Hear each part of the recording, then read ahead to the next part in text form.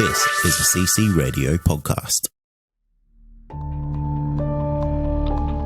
It was just the most massive thing I've ever seen. To tell you the honest truth, I thought, well, we're the only ones left on this planet. Something's happened. We've missed something here.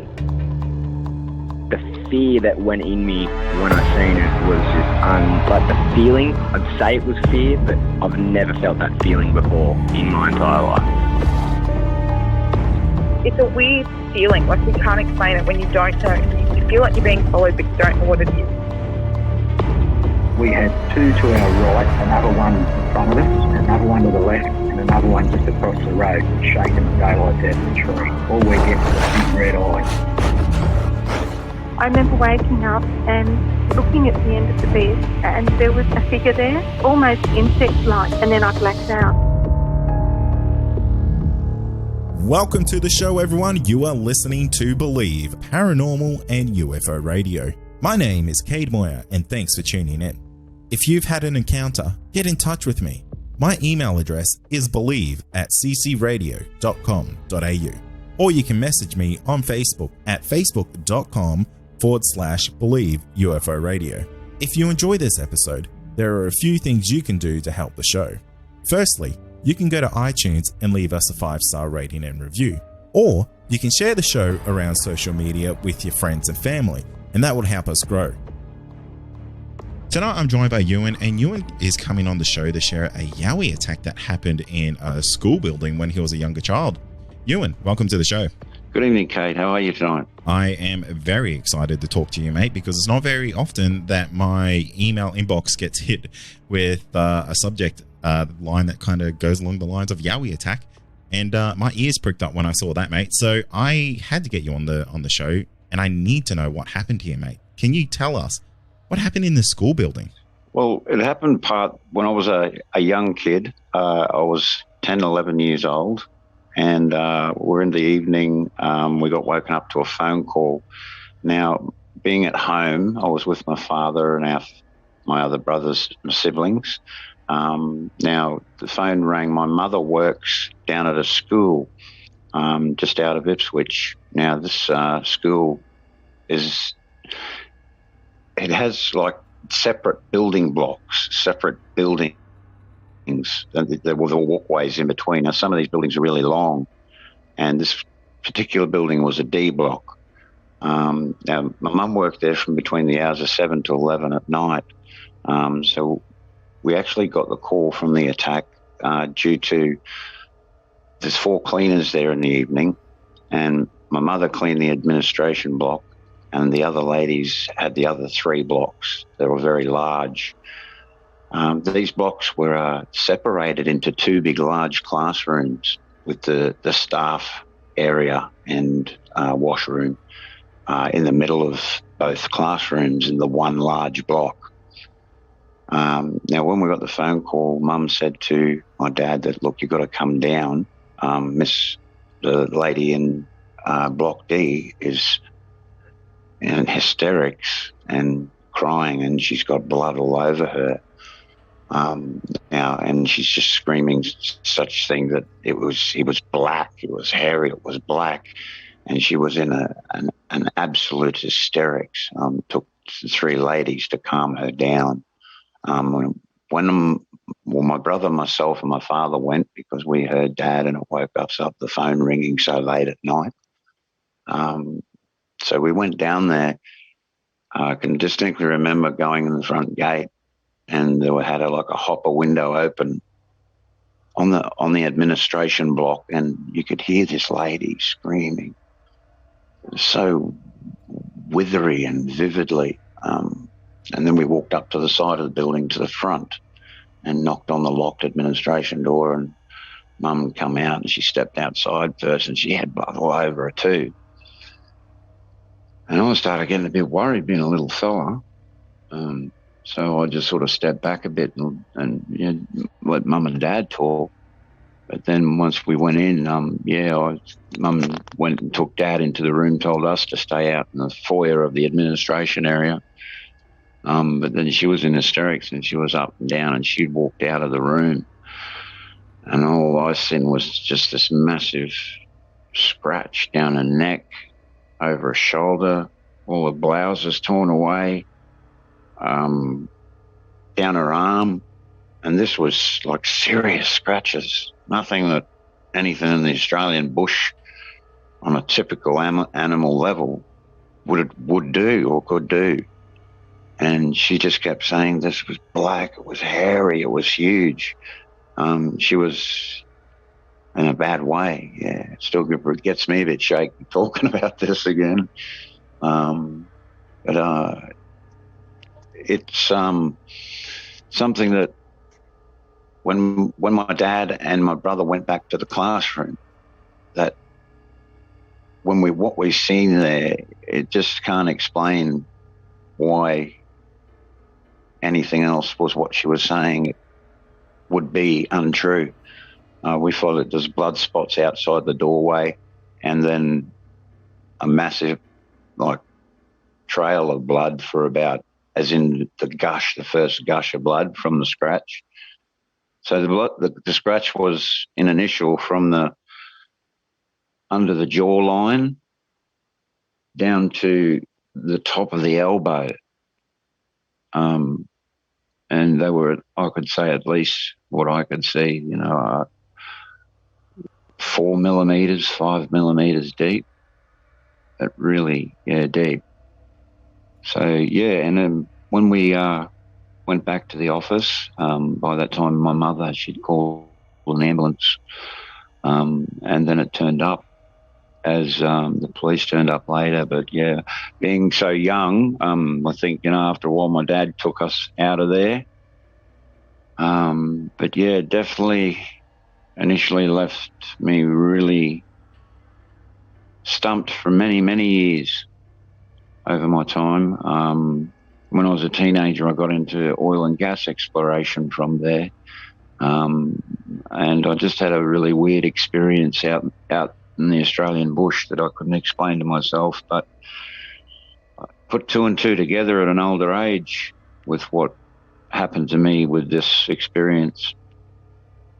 So it's something that really rung with me. And I was interested. I noticed the paper turned up, so I was wondering maybe one of your listeners out there could possibly look into it.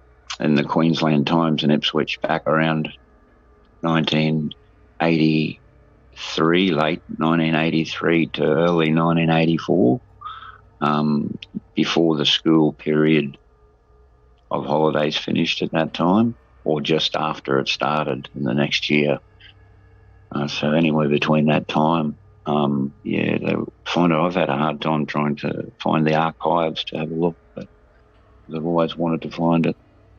That is an absolutely mind-blowing encounter, because I don't know where to start on this one, Ewan, because to have a documented case like this kind of just disappear really makes me ask a lot of questions of, I wonder if that's purposely been hidden if you haven't been able to find it. With something being so prevalent like that, I almost wonder if the hospital would have records of the ambulance call coming in for that. I'm not too sure how those record keeping practices go with things like that, but I wonder if there's at least a little bit of a paper trail connecting to this type of encounter, because the thing that really blows me away with this is the length of that scratch and the position of it, because that's one thing I never forgot. And to the finer moments that the lady went through. She was vacuuming up the front end of the school building, which is closest to the road. Now, that whole school at that time was surrounded in entire bush, thick bush. The closest coal mine at that time was at least 1 kilometre to 2 kilometres away, so it was just thick scrub all the way between that school and the coal mining area. But she was up the front of the school vacuuming. So after the vacuum went off, she'd walk down the other end of the building. And this is where she had approached and seen this creature, as she told Mum, in the building. and in that direction, I feel she was blocking its entry and blocking its exit, because I believe it could have done anything to her, but it just scratched her. And it makes me wonder if it was just pushing her out of the way, because when you hear how that scratch landed on this woman, I took a note here and it said that it was from the jaw to the shoulder, and as I kind of like do a motion of like swiping down, I kind of get that impression like it could have been just trying to push her out of the way. With the run or the stepping through, because they do have quite long arms, as we are aware of, and been known to have quite long arms. So being that push, but also, I think it possibly, if you put yourself in a position, it would also scare it as well, being in a really weird place, because I feel there's doors at both ends of those buildings. Because even when I was a kid, I used to play around those buildings, and we did a lot of BMX riding in that school as kids living not too far away from it. And there was always a door at one end of the building and a door at the other end of the building. Now, both doors were open. And when she'd approached down to the bush end of the building, that's probably the door that it had came through into the classroom just to check things out, I must probably say, or have a look around. Yeah, it's really interesting. Like the whole encounter is mind-boggling, because it's so rare to have a Yowie encounter, but to have a Yowie encounter kind of come into your territory, like a building or a house or something like that, is absolutely I have no words for it, honestly. It's something that I've honestly never heard of when it comes to the show. Maybe once before, but for it to kind of leave the bush and then come into our world, so to say, and go into a building that it would have known that there was other people in there. Yeah, or it would have visualized it, because they have a lot of classroom windows, see, on both sides of that classroom all the way up. So possibly he's got a visualization of her at one end before he's gone in or something. But definitely that lady, it's a very sad story, because she was never the same again.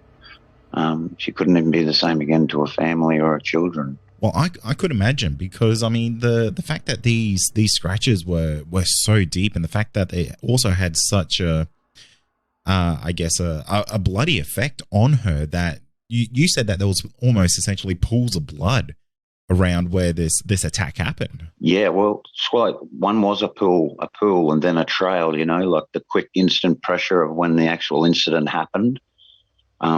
If you visualize, coming instantly, the skin opening, you get that rush of blood before it continues, and levels out with a slower heartbeat.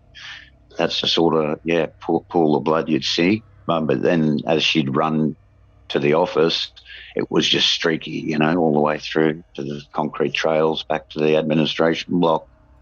I couldn't imagine the thoughts that were going through this poor woman's head when she saw this creature, because you're face to face with something that isn't supposed to exist, and this thing potentially is charging at you to get out of the way, and you're standing in the only exit.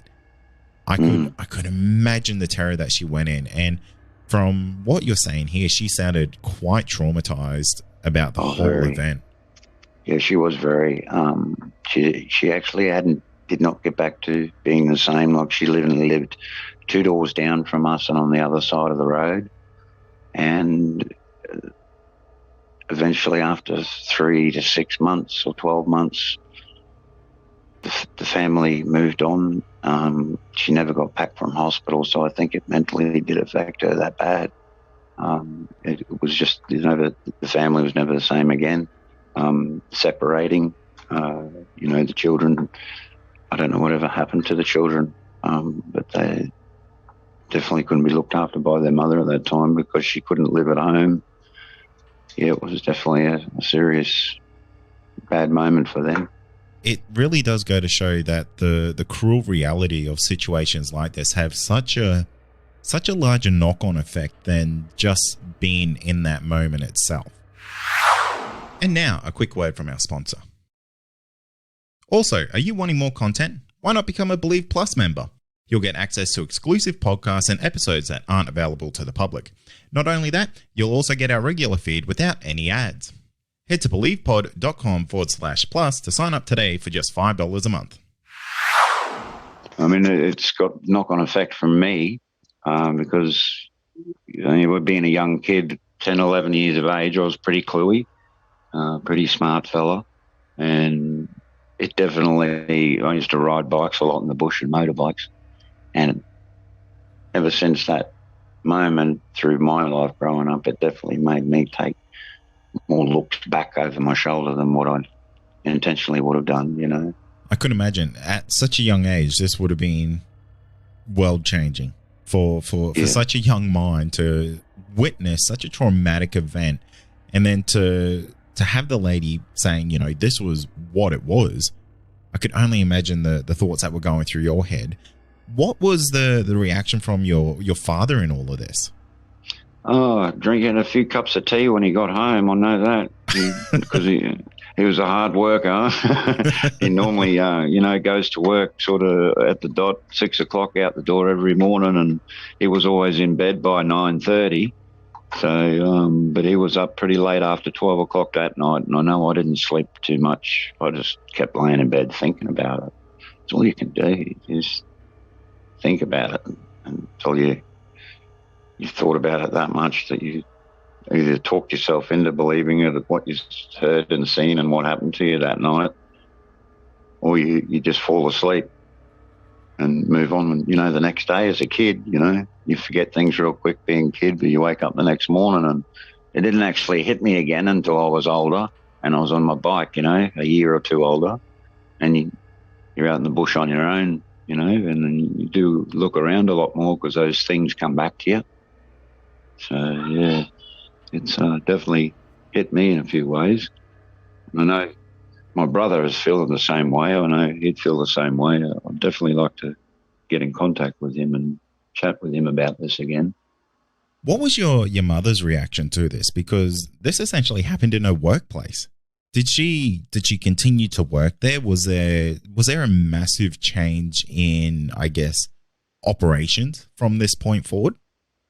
Yeah, there was actually, because they brought the work times back.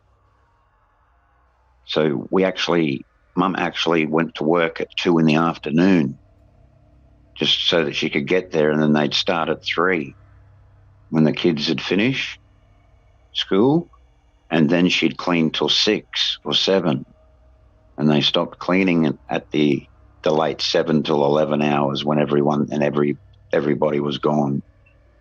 So, but after that, Mum worked there for about six months after that happening, and yeah, that was it for her working there. Did she leave because of this situation that happened? No, I think she left just to give it a rest. But yeah, I don't know whether it's just what's happened there, but yeah, my mum got breast cancer. Most possibly from the chemicals and that using all the time, and so did another lady got that breast cancer there. So that's why Mum had to leave, because she had to go through breast cancer and successfully come through it well. And, oh, that's fantastic. Then I was sorry to hear it happen, but I'm glad she's come through. Yeah, no, it was a long fight, but eating all the right healthy veggies and toxic veggie diets really worked, and thinking positive mainly, I reckon. So what was your mum's thoughts about this whole situation? Did she think it was a Yowie from the get-go? Because she'd never heard of that sort of thing, but she'd never heard of like a Yowie creature, or even cared to think about it. She was brought up over in England as an orphan and had to raise her 2 younger sisters at 11 years of age. So it was, everything to her was prim and, proper. Everything had to be right, So I don't think she really had that ever, probably possibly a conversation of it. But when she actually, this happened to her, it, it did send her thinking, you know. I mean, she was the one that was wiping the scratches down, so I definitely think it's had some sort of impact on her. I know it did at the time, that's for sure, because she had to have a day or two off afterwards. I can imagine the daunting feeling of having to go back into work and dealing with a situation that you're not quite sure what happened there, and with it being so traumatic, it would have been something that I could imagine it would only leave her with more questions than answers of what happened that night. Well, for a while I know she took over because that lady couldn't come back to work there, so she actually took over cleaning the administration block and that D block. And I think possibly doing that has conquered it a lot for her, because being the supervisor of the cleaners, you know, you've got to jump on board when the decks get heavy, you know how it is, with like a staff. So yeah, I think it's like jumping on a horse, getting back, falling off a horse and getting back on it again, you know. But it definitely affected her for a couple of days, because for 2 days or a day or two, she definitely had that time off. And that's when that new roster started. What was your dad's impression? Was your dad on the side that, hey, that could have been a Yowie, or was he pretty much in the same boat, that completely unsure of what really happened there and kind of hard to decipher from what was happening with the woman who got attacked? Yeah, Dad's very open-minded that way. He you know, he was a big believer of, you know, only not even a third of the world's been explored yet. So he's very open-minded that way. I think he did believe it was a Yowie. He never really spoke about it. And when I asked him about it, it went into the same category with him, because my dad was a Freemason, and I would never speak to me about that either, as, you know, the way they had, but that was the sort of same category. He put that in when I spoke about it with him. I think he only did that for my benefit, though. But yeah, my father's passed on now, but definitely it was one of those questions, you know, in the good sit-down time, that I definitely wanted to ask him, that's for sure. It really is this terrifying encounter that I feel like is going to be essentially lost to time, because without the news records or anything like that, and with it being so early in the 80s, you know, there's no real form of quick communication. You know, apart from a telephone call, it's not like it's quite an easy process to get this information out there, and newspapers would have been the real only outlet for that type of information to really spread. Cross my fingers for you, Kay, that if there's any of your listeners, you know, right up there in the tech or the media that can get, you know, a hold of that sort of information from the Queensland Times and Ipswich, that would be, you know, that would be really good, because I've seen that page, and it wasn't a front page, it was inside the first or second page. So I'd really like to see that again too, but I know it's there. But yeah, I've never been able to get into those criteria where I can find it, you know. Otherwise it's been, as you'd say, taken out, which is a very good possibility.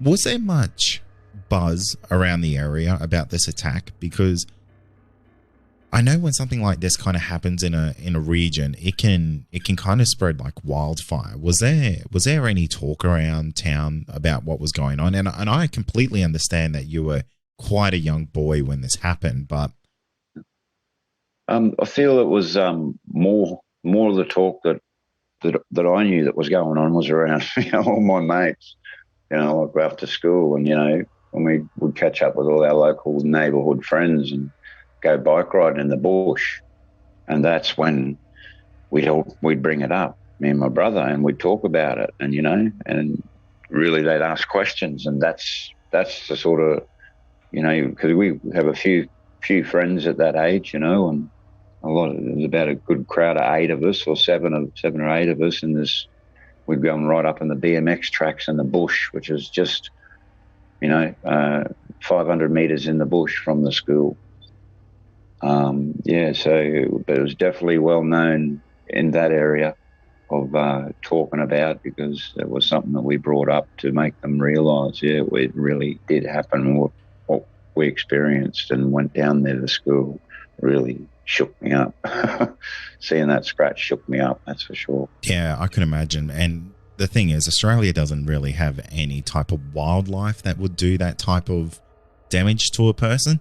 I mean, if you got on the wrong side of an angry koala, maybe, but... And the only other thing would be a black panther, but she didn't mention anything about, 4 legs or anything like that. She was insistent this thing was huge. It was tall.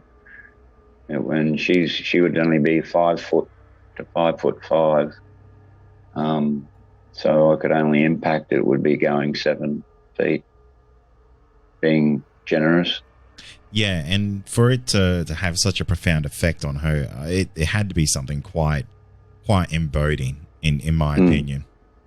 Yeah, it changed our neighbourhood, because we used to always spend time with the kids and that, and it definitely changed our way of life in our little neighbourhood street area with the homes.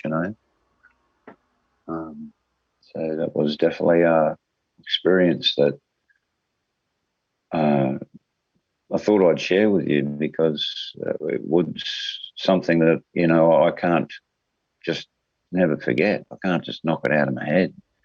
And, you go on the internet and you see the pods, and you hear some pods, and it just brings it all back fresh to you. The last 30 years I've been working hard, 3 kids, working full time. You don't just think about that sort of thing every day unless you get your own moments when you really think about it. But getting the technology and everything now, it's great. It's as I said, you've helped me share it. I mean, it might not be believers out there, but what my experience as a kid was something that I can't forget. And that's exactly it. You've had 30 years to think this event over and over, and I'm sure you've done it hundreds, if not thousands, of times during those periods. Especially when you're on your own in the bush camping. Oh mate, I could imagine your mind runs wild there, and the hairs on your arms stick up every time. It's definitely a lot more alert and enjoyable experience, that's for sure. So over this time, mate, have you had to think about what the creature is in the sense of like what the Yowie is? Oh yeah, it's just wants to be left alone. I think it pretty well much knows what we can do. I've lived up at Mount Barney in a boat 160 feet off a cliff that was turned into a living quarters. It was a five deck boat. My mother was there that day as well. She woke me up, and she experienced a visual of a horrible thing going down the creek. That's what she called it, a horrible thing, grunting away. So that was when that was 15 years ago now. And that, they're just there. They've got to be there. You can't close your mind to things, that are, especially the amount of, as my dad said, the amount of time and exploration we've done to this earth. It's not even really a third that's been explored yet. There's a lot of opportunity for things out there. The species that come in every day, the species that go out every day, we're still finding them. They're still coming. It'll only be a matter of time. Yeah, indeed. And, you just have to look at creatures like the mountains, the mountain gorilla and the panda. These are only fairly recent discoveries of these types of creatures, and they just used to be folklore, and they're just everyday creatures now. And when you think about it, people talk about a Yowie or a Bigfoot or a Sasquatch. They're a lot closer to the human way of thought pattern if they're bipedal and walk on 2 feet than what those animals like a panda and that are. So you can understand how elusive they need to be, really. What I really like about your encounter is that it is very much in the realm of it being a flesh and blood creature. There was a physical interaction with the creature, and it had a physical effect on someone, and that physical effect was genuinely terrible. But for me, and maybe for the listeners, that gives it a lot of credence that, hey, this creature is a physical being. I think it does, and remembering, keeping in mind that it doesn't live like us, with the creatives that we got. It's all animal instinct. So obviously, if it's animal instinct and it's human, it's going to be one sort of creature to really come across or find, or and who, if you don't experience it in the right way, it can be a very horrible experience. But I believe they don't have to do that because they have the bush. That's their protection. Do you ever wish that you saw the creature that night? Yeah, it'd be nice, but it happened about half an hour to 40 minutes after we got there. So yeah, it was just sort of a bit out of our reach, but that area it's so, even down the back of the school. There was always that one area down the back of the school when even us kids on our bikes or motorbikes, we wouldn't spend too much time down there. It was just a really weird, eerie area. And it was just this one area. And we'd go anywhere else in the bush. We could travel for 5 kilometres, 10 kilometres into the bush. Not a problem. But it was just this one area, weird, eerie area behind the school, right down in the valley, in the swampy area. You'd never spend too much time there, even if you're walking through on your own, along the dirt road. You'd be walking as quickly and as swiftly as you can, and it's probably the place I started looking back all the time. After that, I'd look back in that area. It was just a real weird area. So those feelings you get, you don't ignore. They're a real intuition feeling. And for example, my brother was in a plane crash, and I actually was crying and telling my brother what had happened before the phone had even rung that afternoon after school. Oh, wow.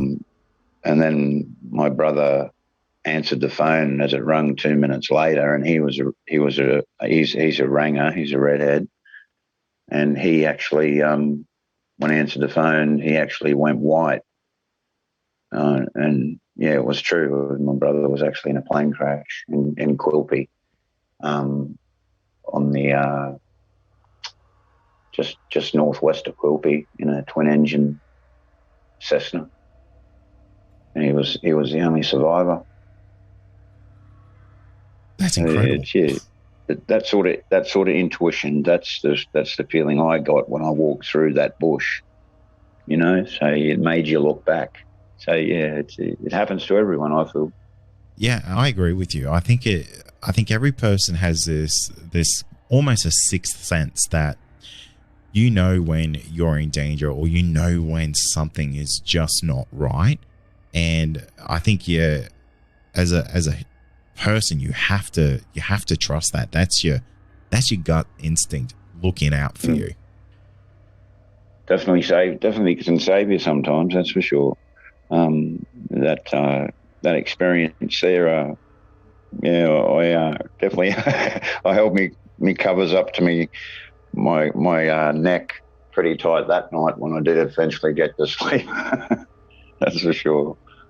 Well, Ewan, it's been great talking to you. That encounter, it really blows my mind. And I really do hope that a listener of the show maybe has a clipping of that encounter from the newspaper, or at least has a contact that may be able to help out to find out some more information. Because if that was in the press and you remember reading it, it was definitely in Queensland Times newspaper that used to get delivered around the suburbs of Ipswich. That's day after. Because it's so long ago for me too, I just can't give you the exact date, but I do know it was when I was 10 to 11 years age. So it would have been anywhere between September or August through to the next year into February. But I don't know. There might be a sub-search engine out there for that media company where you can type that in and search for it, or put a basic word in. But I just haven't been able to find that sort of thing. And I tell you what, mate, if anyone contacts me with some information on that, I'll be sure to pass it on to you, because I mean, this is something that was a major aspect and a huge game-changing moment in your life, and it'll be great for you to have that almost sense of closure that, yes, I've got a little piece of that history. Oh, that'd be great. It would. It really would. As you said, it put closure on it, and it'd be able to pretty much put the sense there that, what happened there, I've shared with people, and it's true, and they can see it's true, and that's what I just want. That'd be lovely. And that's going to do it for tonight. And remember, if you have had an encounter, get in touch with me. My email address is believe@ccradio.com.au, or you can message me on Facebook, and that's facebook.com/Believe UFO Radio. Until next time, stay safe, and you've been listening to Believe Australian Paranormal and UFO Radio.